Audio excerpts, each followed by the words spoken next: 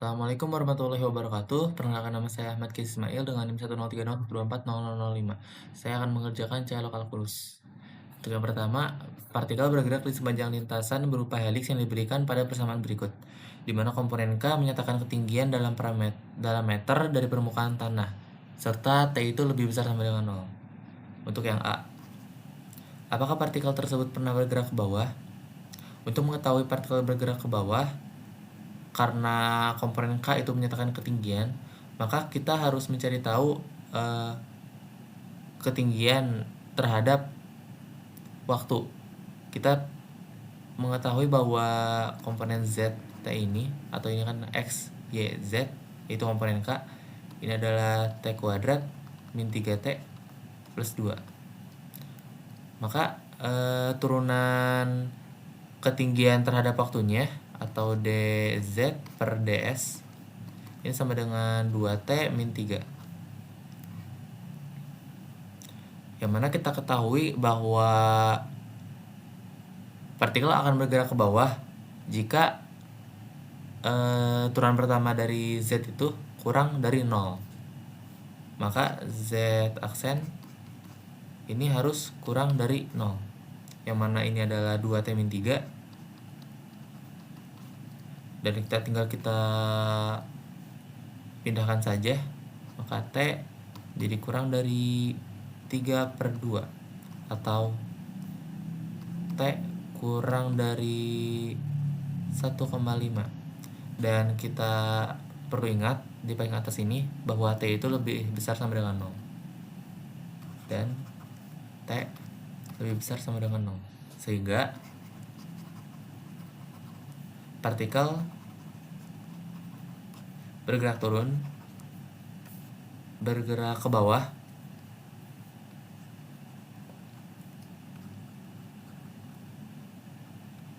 saat T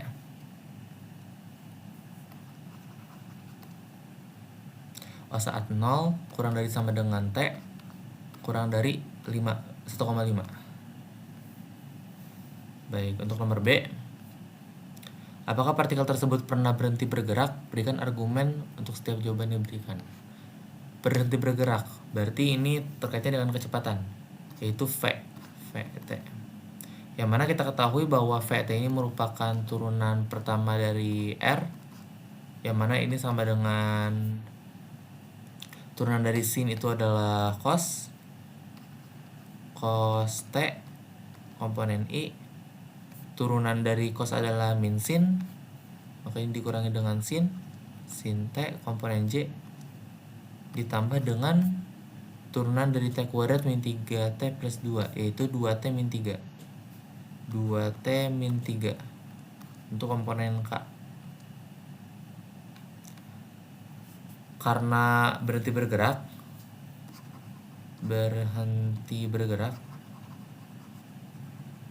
berarti V T-nya ini sama dengan 0.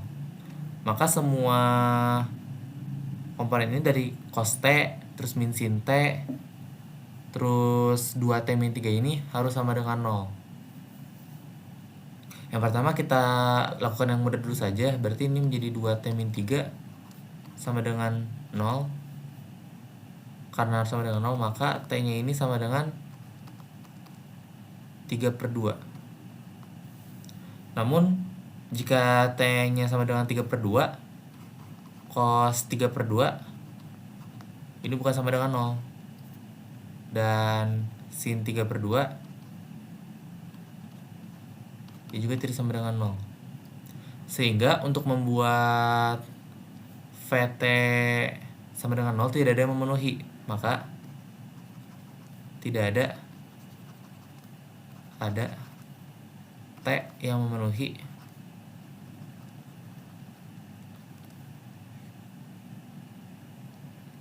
Vt sama dengan 0, sehingga partikel tersebut tidak pernah berhenti bergerak.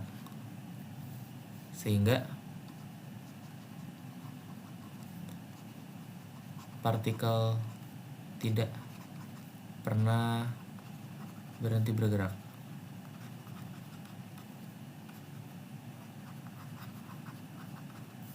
Lanjut untuk nomor C. Nomor C itu adalah pada waktu berapa partikel mencapai posisi 12 meter di atas tanah. Karena K ini menyatakan ketinggian, yang mana berarti T kuadrat min 3T plus 2. Ketinggiannya itu adalah 12, maka ini sama dengan 12. Maka kita dapat ubah menjadi T kuadrat min 3T menjadi min 10 sama dengan 0. Kita ubah, kita faktorkan menjadi T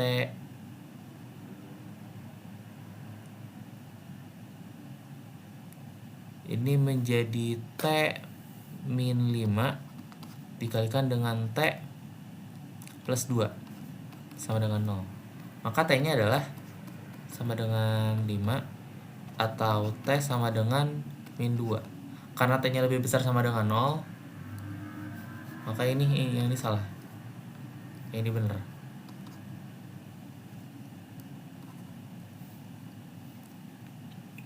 Sehingga T sama dengan 5 ini kita ambil.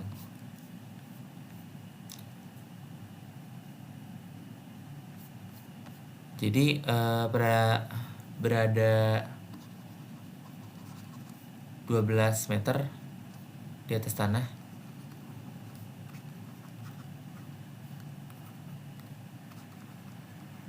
saat T sama dengan 5. Untuk yang D, berapa kecepatan partikel saat berada pada ketinggian 12 meter dari tanah? Kecepatan partikel itu adalah V, karena kita perlu mengetahui besarannya. Kecepatan partikel kita menggunakan norm V. Norm dari V T ini menjadi sama dengan akar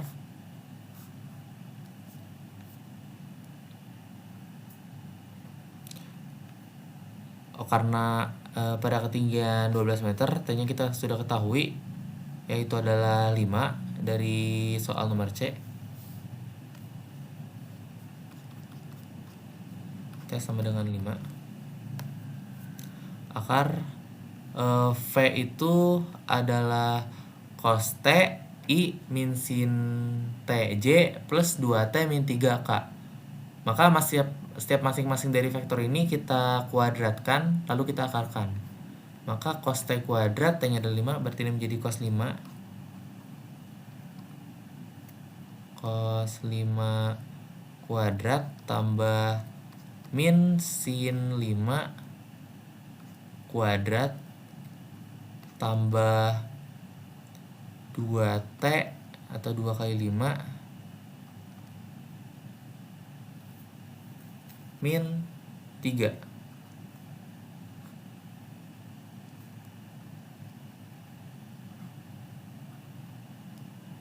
kuadrat. Karena ini kuadrat, minus ini dapat kita hilangkan sehingga menjadi positif. Dan cos 5 kuadrat tambah sin 5 kuadrat seperti cos T kuadrat plus sin T kuadrat, yaitu adalah identitas trigonometri yang hasilnya adalah 1 ditambah 2 kali 5 min 3 adalah menjadi 7 kuadrat, sehingga ini menjadi akar 50. Maka norm dari VT ini adalah akar 50. Lanjut untuk yang nomor E. Pada ketinggian 12 meter, jika partikel keluar dari lintasan heliks, tentukan vektor arah dari garis singgungnya. Karena ini merupakan, kita bisa mencari vektor arah bukan kecepatan, maka ini sama saja dengan VT, yang mana ini adalah menjadi cos 5 komponen I dikurangin sin 5 komponen J ditambah 7 komponen K. Nah, vektor arahnya adalah seperti ini. Baik, semua soal sudah, kita lanjut ke nomor 2. Diketahui kurva sebagai berikut. Tentukan nilai Y aksen saat X sama dengan 0. Karena terdapat perubahan aturan, kita perlu mencari untuk X kurang dari sama dengan 0 terlebih dahulu. Maka Y aksennya itu sama dengan limit X mendekati limit H mendekati 0 dari arah negatif dari F ini adalah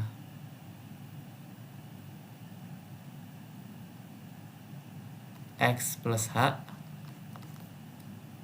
dikurangi dengan F X per H, yang mana X ini kita ketahui adalah 0, maka ini menjadi limit H mendekati 0 dari arah negatif, itu F0 min F0. Ini F0 plus H min F0 per H ini H. Sehingga kita dapat tulis lagi ini menjadi limit H mendekati 0 dari arah negatif, F0 karena H ini kita ubah saja menjadi 0, ini menjadi 0 min 0 per 0.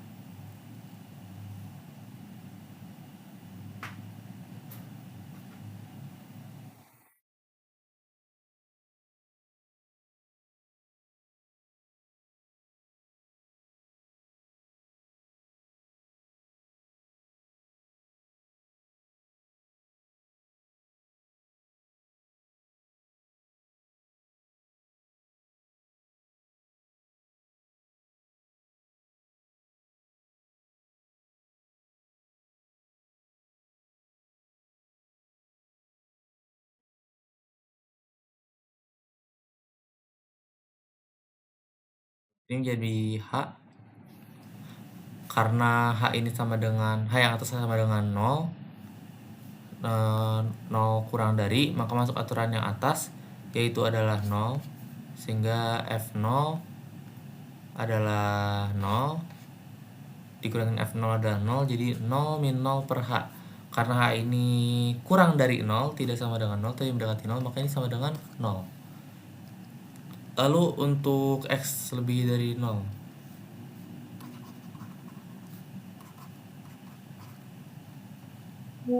ya aksen ini akan sama dengan limit H mendekati 0 dari arah positif, ini Fx plus H min Fx per H.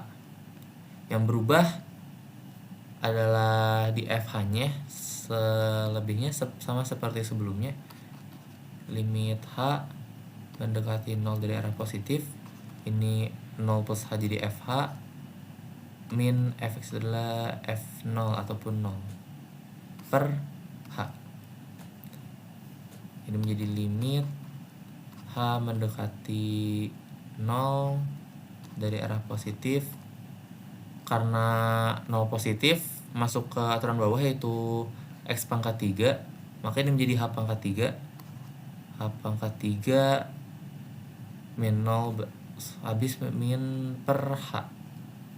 Ini sama dengan limit H mendekati 0 positif dari H kuadrat, atau ini sama dengan 0. Karena limit atas dan limit positif dan limit negatifnya sama, maka Y aksen 0 ini sama dengan 0. Baik, untuk soal yang B, Tentukan besar kelengkungan kurva di titik 0,0. Kita ketahui bahwa kelengkungan di kurva itu rumusnya adalah K sama dengan mutlak dari Y turunan kedua X per ini adalah 1 plus Y aksen X kuadrat pangkat 3/2. Pertama-tama kita perlu mengetahui Y aksen X dan Y aksen dari X di titik 0,0. Y aksen 0 kita sudah mengetahui nilainya adalah 0. Dan untuk Y aksen-aksennya kita perlu mengecek terlebih dahulu apakah limit kiri dan limit kanan ini itu sama, dengan cara untuk limit kiri, limit H mendekati 0 dari F X plus H plus F H plus Fx per H dari kiri. Ini sama saja seperti F ini adalah 0 per H sama dengan 0. Dan untuk limit kanannya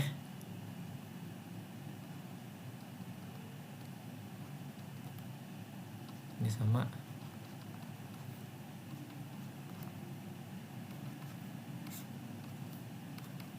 karena ini masuk aturan yang atas, yang mana turunan dari ini adalah 3x kuadrat, maka ini menjadi 3 kali H kuadrat per H, atau sama dengan 3 kali H sama dengan 0. Maka Y aksennya ada, dengan Y aksen dari 0 adalah 0. Sehingga kedua ini sudah kita dapatkan, kita dapat menghitung K-nya. K-nya ini sama dengan Y aksen dari 0 itu adalah mutlak 0 per 1 plus 1 plus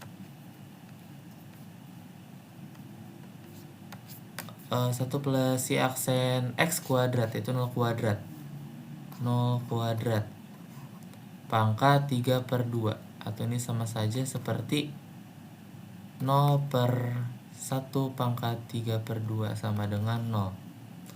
Maka besar kelengkungan di titik 0,0 adalah 0. Segitu saja yang dapat saya sampaikan. Assalamualaikum warahmatullahi wabarakatuh.